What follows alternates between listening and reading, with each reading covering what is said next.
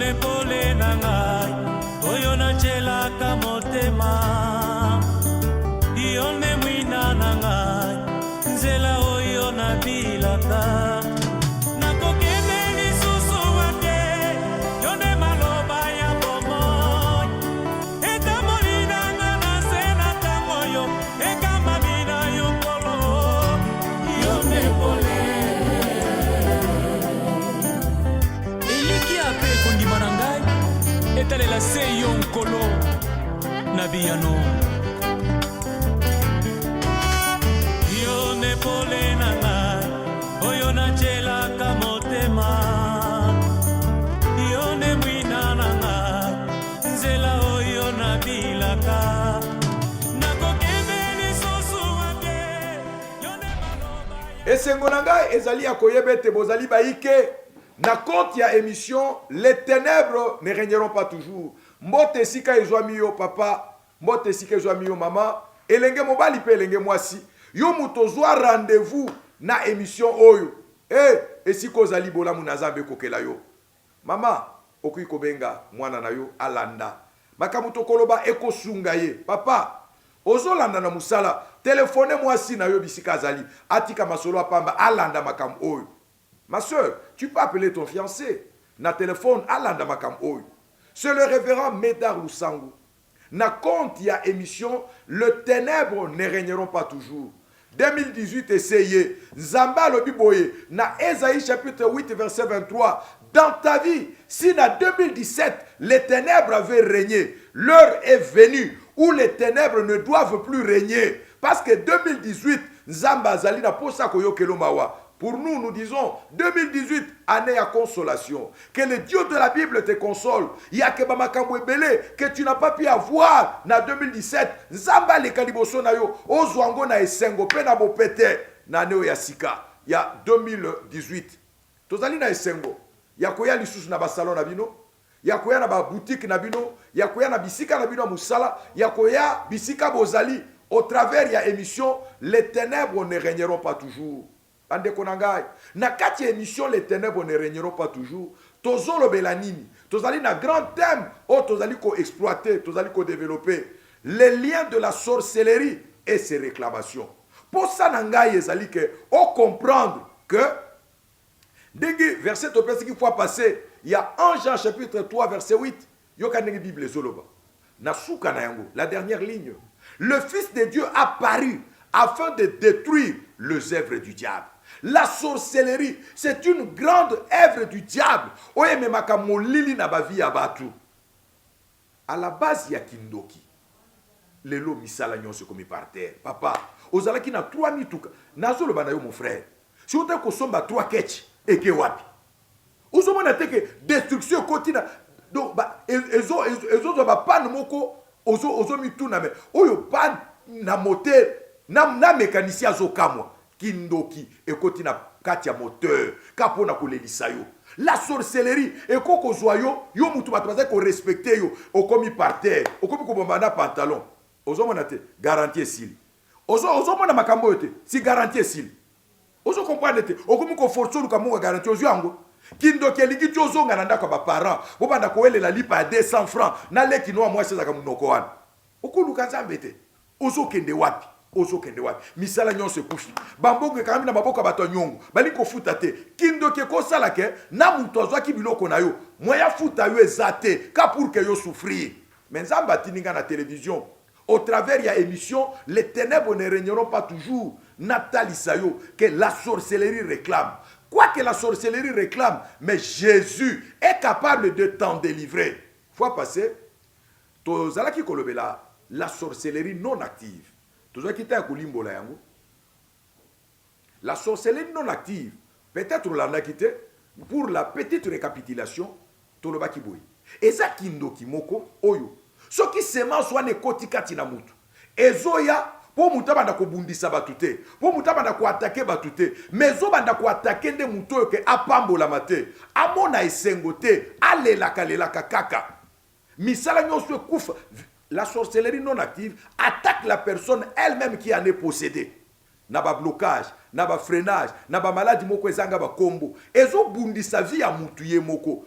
est-ce que oko vérifier une vie na yote tant que tolobaki makaba sorcellerie non active tolobaki eyaka na zela ya makila la sorcellerie du sang eyaka na zela na kombo la sorcellerie du nom eyaka na zela ya famille la sorcellerie de famille mais yaka pe mingi mingi na sorcellerie du milieu yo tamboli mingi. Est-ce que bisiko futeli ou éviter que ça ne va pas mususu ceux qui ont côté tellement la parcelle avec une dose terrible de la sorcellerie et envoûté batunyos banana yo koto longwa ki na bango na limité bazalaka bien au moins arrêter que déployer na bango na lingwala na lopangwana bana bakoma ba têtu bakoma ba impoli classe balingi lisusu te la force de la sorcellerie qui attaque même le milieu tolobela qui a suffisamment fois passé. Mais awa tolingi kolobela la sorcellerie active. Nalobaki na type de la sorcellerie, nous avons deux types. Si mana kolobela ba type, tokoya na ba sorte ya sorcellerie. Ba sorte ya sorcellerie j'en ai 7 ou 6. Mais nazolobela type ya sorcellerie, j'ai deux types. Premier type, c'est la sorcellerie non active. Deuxième type nde nazolobela sikoyo, la sorcellerie active. C'est quoi la sorcellerie active? Avant d'appeler cette définition, il y a la sorcellerie active. Nazoé Bisso d'ores et déjà, c'est le révérend Médard Loussam, le présentateur de l'émission Les ténèbres ne régneront pas toujours. Il dirige l'église EJCC, Assemblée de Kalamu, Ezwami Wapi. Ezwami na quartier Kimbangu, na commune ya Kalamu, na avenue Nzombo, numéro 39. Référence na Bisso Mounene, c'est marché Mariano. Le pasteur Médard reçoit chaque mardi et chaque jeudi de 9h à 16h, sans condition. Yaka, ceux qui m'ont intéressé. Likangwa kindoki bandeko. Ceux qui ont bundisi kindokite, kindoki ko combattre. Tala misala nyo sokomi par terre. Fiancé de poids kenda, abenga kalisusu. Force à kindoki, elinge kabola bino naye. Attaque au bongo. Na kopeso ba témoignage na kati ya émission. Oko comprendre que Yesu, azama kasi, koleka force à sorcellerie. Chaque mardi et chaque jeudi, de 9h à 16h, toyambaka. Mais il y a un Dieu qui nous parle au travers de la prophétie. Pourquoi ta vie est bloquée? Pourquoi ta vie pourquoi il y a des maladies sans nom, des maladies interminables? Pourquoi ta situation ne fait que c'est compliqué? 081 45 00 190. C'est le numéro personnel du pasteur Médard Loussangou. 081 45 00 190. Mon deuxième numéro est là. 089 85 58 571. 089 85 58 571. Tu peux prendre des contacts. Tu peux nous appeler en pleine émission, même après émission. Kanayoto Landela Yango. Na ligité que 2018, au vivre même phénomène na 2017. 2018, ekobo sanisayo bakole la bané belé. Nazali na passage moko ya Bible. Oh, na lingi na pesa. Avant na expliquer yo, c'est quoi la sorcellerie active? Na kati ya sorcellerie active, nazali na ba sorcellerie misat o na kobimisa. Maintenant expliquer on c'est quoi la sorcellerie active. Genèse chapitre 4 verset 3 tina 10. Genèse. Maman, oko fungo la peine la Bible na yote. Frère, là où tu es dans ton bureau, tu as téléchargé la Bible dans ton téléphone. Oko fungo la peut vérifier. Ma soeur, tika kosala makelele, tika kosala makelele. Ozo seka pamba. Ozo mona vino ezo kende wapi. Ofandi pamba bazo kato mazaka vino ezo kende wapi. Fiasa liboso sakenda. Yami balo kantia kuumel. Soki babengana ke na force kindoki. Yaka na lulanda makambo. Genèse chapitre 4 verset 3 tina 10. Nazo salelo lecture na kombo na Yesu. Au bout de quelque temps, Caïn fit à l'Éternel une offrande des fruits de la terre. Et Abel, de son côté, en fit une des premiers-nés de son troupeau et de leur graisse. L'Éternel porta un regard favorable sur Abel et sur son offrande, mais il ne porta pas un regard favorable sur Caïn et sur son offrande. Caïn fut très irrité et son visage fut abattu. Verset 6. Et l'Éternel dit à Caïn, pourquoi es-tu irrité Et pourquoi ton visage est-il abattu? Certainement, si tu agis bien, tu relèveras ton visage. Et si tu agis mal, le péché se couche à la porte. Et ses désirs se portent vers toi. Mais toi, domine sur lui. 8e verset.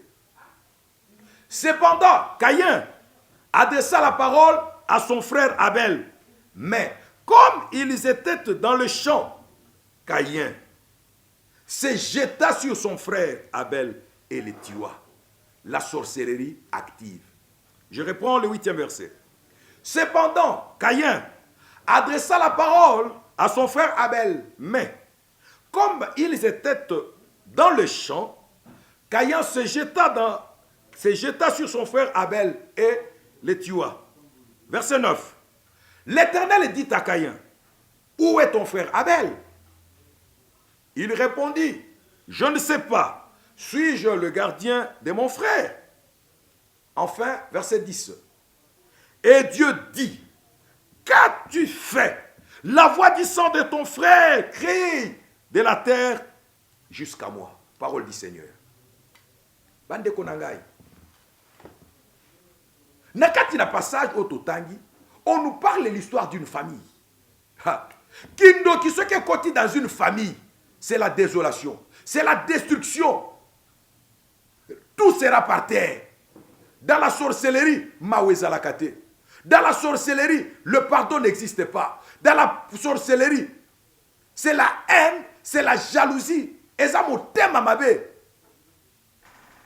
Caïn n'allait naye Abel. Babota bango mi balé. Mais il s'est fait. Que? Baké bango mi balé ko bonzela nzambe. Baké ko sambe la pe ko présenter une offrande à Dieu. Chacun à son tour. Caïn da bandi butuna liboso. Tangu apesi libonza na ye pa inanzambe. Le Dieu de la Bible n'a agréé ni Caïn ni son offrande. Mais tangu Abel a ko présenter une offrande, le Dieu de la Bible a agréé et Abel et son offrande. Le cabo est suscité jalousie. Et suscité motema mabe. Caïn motema yindi. Caïn motema baby. Pona nini? Offrande yande konangai. Nzamba ndimi yangu. Yangai nzamba boy. Nesika ke Caïn. Aluke nongi na nzambe. Atu na nzambe mituna. Pourquoi yanga libonzo yambi yangote? Il s'est emporté contre son frère. Azu makanisima be yakoboma. Non seulement azu makanisima be azozela. Et si kakozwa Abel le kinaye. Et ko salama que ba il s'est retrouvé ba mobi balé na bilanga. Sans témoin. Or, le Dieu de la Bible était là. Sans témoin. Caïn a récupéré le kinaye Abel. A sauté, a quoi il colonaye, pe a bomiye. Pensant que likambo est ko batama, nazo yebisayo, makamunyon so sali na famille, lelo papa nabino, et par terre, mais là-bas c'est ta sorcellerie. Maman nabino auto ça l'avortement, yondo ça la base. Lelo mi banana yondo so baza freiné, baza bloqué. Yondo ça la base, mozo ça l'assemblant. Jésus te voit. C'est que tu es en train de s'aimer. Lelo famille est panzani. À la base, c'est toi. Dieu te voit. Il ne te condamne pas, mais il te tente la main pour venir à la repentance. Caïn, azo quitté à quoi la repentance. Abomi Abel. Nzamba zoya kotunaye. Caïn, qu'as-tu fait? Yoka Caïn, nasa lelo côté. Pendant que tu kosa lelo. Alobi, mungongo moko ezoganga. Yamakila. Dans la sorcellerie, on tue. Dans la sorcellerie, la haine, la jalousie. Abomi a sopi makila. Il y a une voix qui est en train de crier. Cette voix-là crie la vengeance. La sorcellerie active. C'est quoi la sorcellerie active? J'ai une petite définition pour toi. Yomutozo Landangai. La sorcellerie active, c'est la sorcellerie qui combat les autres et détruit les milliers et l'appauvrit. Ezo bundi sabatu. Ezo zo milliers bisika batu bafandi. Et kausi yango. Et bebisi bisika batu bazo fandi. Non seulement ça, influence négativement les événements. C'est ça la sorcellerie active. c'est la sorcellerie qui combat les autres, détruit le milieu et l'appauvrit. Non seulement ça, elle influence négativement les événements. Au fait, qu'est-ce que je veux dire par là? La sorcellerie active. Ezali kindo kimoko oyezo sala. Contrairement à oya liboso non active. Non active, ezo détruire mutuye moko. Mais active, yago ezo détruire kolon angote ebimi libanda. Ezo détruire ndeko na yo, ezo détruire mwana voisin, ezo détruire batu boza na bango na lopango, eko détruire même mwana classe. Bandeko, balingi balia ndeko moko na nani na collègue na ye ya classe. La sorcellerie ne pardonne pas. Yebaka makamuno zosola na nani. Dans la sorcellerie, on tue. Dans la sorcellerie, on détruit. Dans la sorcellerie, bakoka usa même ndaku. Ndaku na bino zala qui vient. Depuis ndeko na bino na longwa lojaya. Est-ce que loko makambo simba kalisus? Vérifiez. Soki kindoke koti, milieu ko maka pauvri, sécheresse sans nom, makambo kauki, makambo zo simba lisusu te. Vérifiez un peu qu'est-ce qui se passe. Balobi, elle influence négativement les événements. Makamunyon soit bien, et zo simba lisusu te. Projet zala ki nangwa mariage, et simba lisusu te mbongo kauki. C'est ça la sorcellerie active. Dans la sorcellerie active, premier point, c'est la sorcellerie inconsciente. La sorcellerie inconsciente. J'ai une petite définition pour nakota lisayo. C'est quoi la sorcellerie inconsciente? D'ores et déjà, awatoli kolobe la makamba sorcellerie inconsciente. Nazali kota lisayo boy. Sorcellerie inconsciente. Et ça la kamingi na domaine abandoto. La sorcellerie inconsciente. Yoka définition na jupo na yo. La sorcellerie inconsciente. C'est une puissante œuvre du diable causée par une sémence mystique. Nkona moko mabe e kotikati na mutu e fongoli emisu pour que mutu abanda kosala ba dégâts na ba vie ya bato, qui ouvre la vie de la victime à l'utilisation, l'influence ou les attaques et projections astrales. Nkona oyo ekoti na vie ya mutu e fongoli vie ya mutu pour que mutu babanda ko tindike ko sala makambo, babanda ko pousser à sala ka ba dégâts. Des fois abanda ko se déplacer d'une manière astrale. Yazo kanisa kaza bien zokandelo ko mabe se kotaki. Mais ce qui est dangereux est que dans la sorcellerie inconsciente, mutu azo sala makambo mazo yebate ke yenda zo sala. Yango wana, en parlant de la sorcellerie inconsciente, nakobeta sete mingi autour ya bandoto. Autour ya bandoto. Parce que domaine makasi ya sorcellerie inconsciente, ce sont des songes, ce sont des rêves. Yoka témoignage, il y a une maman qui est venue me voir. Nazoloba témoignage, on n'a pas si na motema. Parce que maman ye kokuta na nangai, si manaye ko sala dégâts, mazo kanisa ke bazo bundisa ye. Zo kande ye mokonda zo bi bundisa, ba aveugle ye, azo comprendre te. La sorcellerie inconsciente, c'est la plus mauvaise des sorcelleries. Pourquoi? Parce que oko boma mwana na yo, yo kanisi ke voisin da bomi. Oko bloquer musala mobali na yo. Yo zo kanisi ke mutu musunda zo sala. Zo kande yo mokondo zo sala yango. Mais ba zipi yo misu, ozo sala. Yango wana kebaka yo mutoloba ke ngakut na lotaka na ngai te. C'est-à-dire o lotaka mais bazo floué yo pour ko repérer bandoto na yo te, parce que soko repérer bandoto na yo okoluka basali na Nzambe boya la repatage sambela kama kasi avolala Nzambe lotisaka ngai na yeba na ndoto. Ndoto est un thermomètre. Le songe, c'est un thermomètre qui permet au yeba comment évolue ton état d'âme. Dans les songes, tu vas bien te situer. Naza bien ton asina baby. Yoka ndoto ya mama oyo. Pas si nangé zali que maman ye kokuta na nangai si manaye ko sala dégâts. C'est une femme. Oya balaki. Mobali moko a bien ko sala quelque part avec beaucoup d'argent. Mobali a koufi d'une manière mystérieuse. Babotina maman yo kaka mwana moko ya mobali. Cet enfant-là travaillait quelque part. Moi, je ne d'une manière mystérieuse. Kindoki. Et bon, n'importe qui t'es. Kindoki. Et bon, moutou azali li kouzi à famille. mutu azali utile, mutu akosala ke lobi batu ba se retrouver, mutu azali kosala musala azokela batu mawa nde mutu kindoki lukaka talaka lokola kaya bomaki Abel. C'est ça la sorcellerie. Bandeko mama oyo mwana na ye moko wana ndazwela ye ndaku, azwela ye ndaku quelque part kota kauka.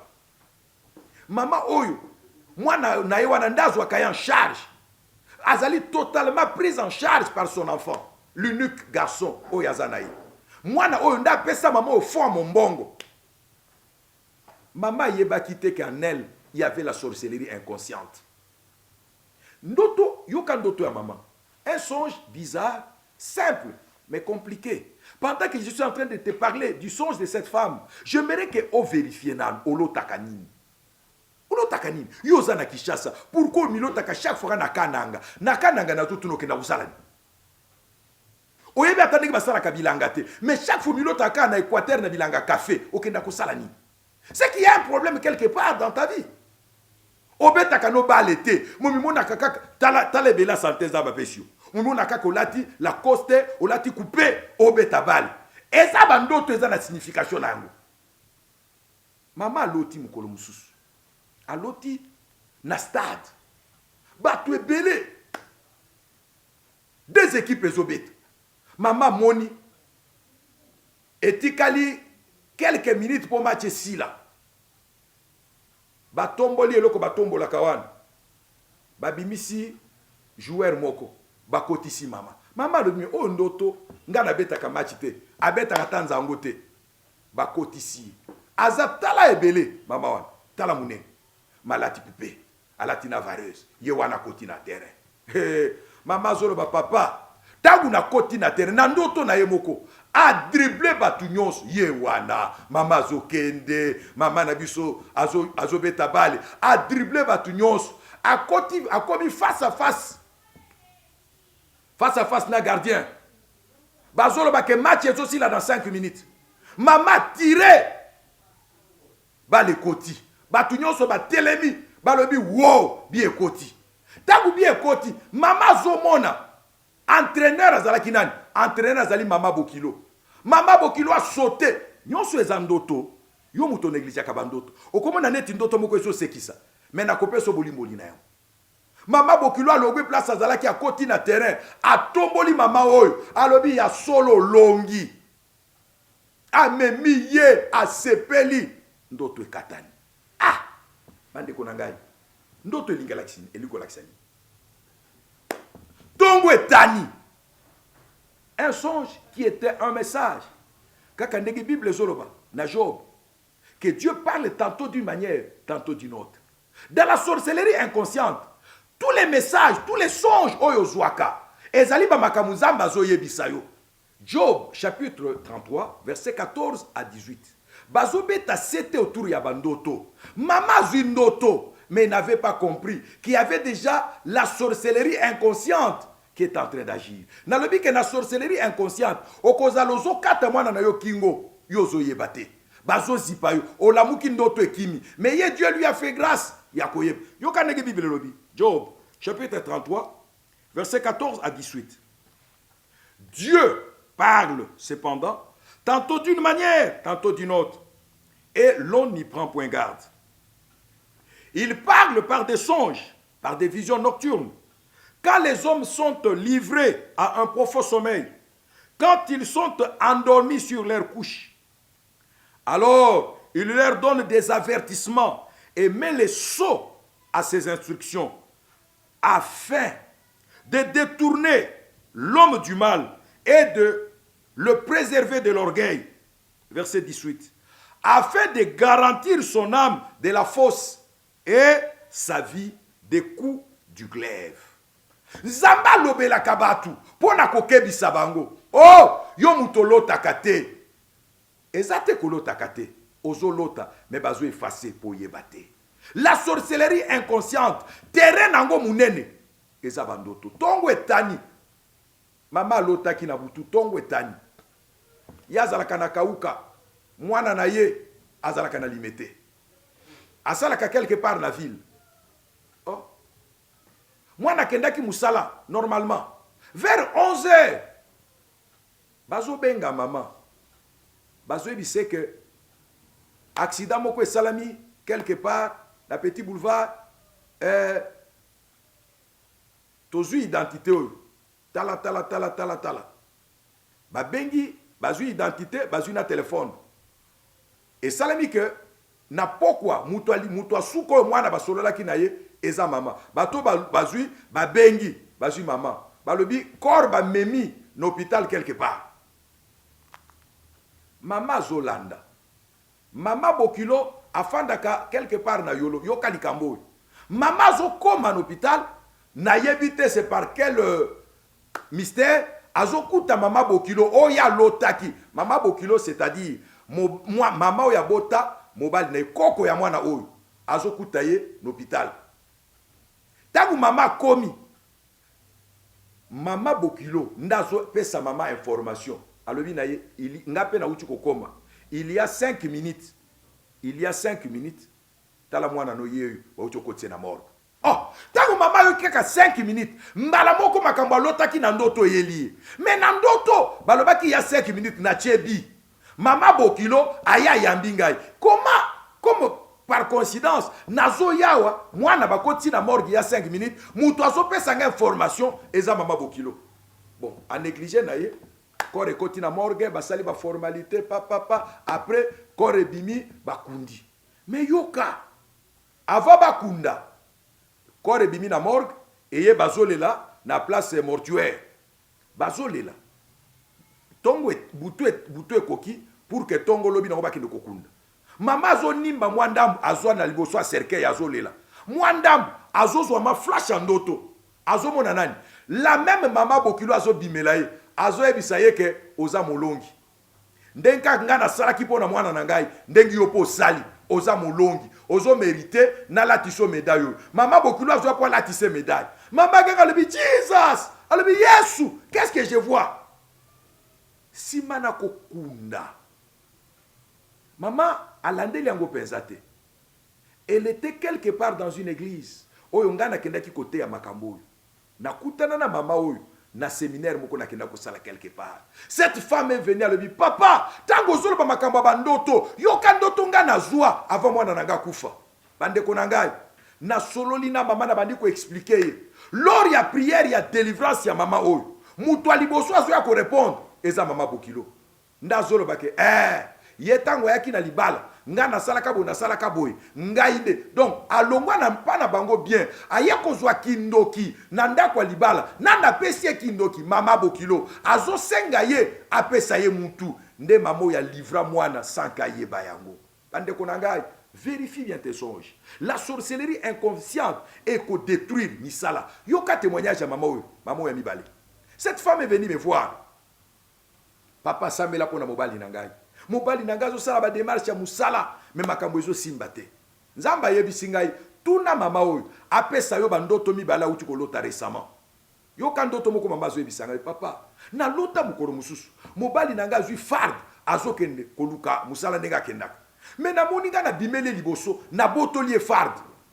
nazwi na kati ya farde nazwi diplôme nazwi na mokandene mosu important nake nango mama oyo alobi nake nango ti na fongoli libulu awese na dindisi yango na kati ndoto ekatani ndoto elakisi nini nzambe afongoli nga misu mpona kotalisa ke malgré que cette femme demande basambela mpona mobali na ye mais à la base ya malheur ya mobali c'est elle-même nabengi mobali na ye bandeko délivrance wana ezalaka somo quand j'ai prié nzambe alobi na ngai nasambela na nsima maboko ya mobali ntango nazosambela mpona mobali quand cet homme tombe c'est la femme qui est agitée. À la base, il y a malheur à Moubali. C'est la femme. Si mana koumi sans mais parce que si mana prière wana, et le cas à 3 mois que cet homme a eu l'opportunité, il y a cause de moussala dans l'organisme international. La sorcellerie inconsciente, elle tue, elle détruit, mais pas si na weza que mutozo sala makambo a évité. Il n'y a pas que la sorcellerie inconsciente. Il y a aussi la sorcellerie consciente. Mais dans la sorcellerie inconsciente, il y a des choses qui caractérisent la bandoto. Na liga vana le kana sorcellerie consciente, ko interpeller na bandoto na yo muke. Mutunyo so fanda kazolota. Azolo milota toujours yazali à moitié nu. Azali komimona azana kikoso moko salité. Eza bilembo. Tu comprendras tant na kolobela ba signe na ba caractéristique. Pourquoi yolotaka biloko ndengwa? Ozana katia douche moko yo place akotia lokolo ezate, ozana wese moko etonda na ba salité. Zabali kotalisa yo ke ton état d'âme eza comparable na wese wana. Ozo la muka, ozo mimona kaka, lokola ba toile d'araignée zo kanga kanga yo. Eza ba toile d'araignée te. C'est une force ya envoûtement ya kindoki. O ezo bloqué yo nzela. Mutu ala muki, azo comprendre te on dirait ba nyao ba kwanza ki na butu et pourtant la ki yemoko. Ce sont bilembo ezo talisake. Balande la mwana mobali yo, to mwana mwasi yo bien parce que en elle ou en lui, il y a quelque chose de la sorcellerie azo yebate. Il y a aussi la sorcellerie consciente. Dans la sorcellerie consciente, bazolo baboui. Ezali kindoki oyo mutu yemo kwa zo yeba ce qu'il est en train de commettre comme acte. Quand il tue ayebi. Tango zo boit que la batu ma mauvais sort ayebi. Tango zo boit que la mutu malade ayebi. Quel est ton état d'âme? Tu te retrouves dans la sorcellerie inconsciente ou bien dans la sorcellerie consciente. Il n'y a pas que la sorcellerie consciente, il y a aussi la sorcellerie de conservation dans la sorcellerie active. Je parlerai de la sorcellerie inconsciente. Je parlais de la sorcellerie consciente. Moutoyebi. Donc son âme est consciente que ngana za la kandoki. Mais pas si ezali que okotu na ya kotika la jamais kondima.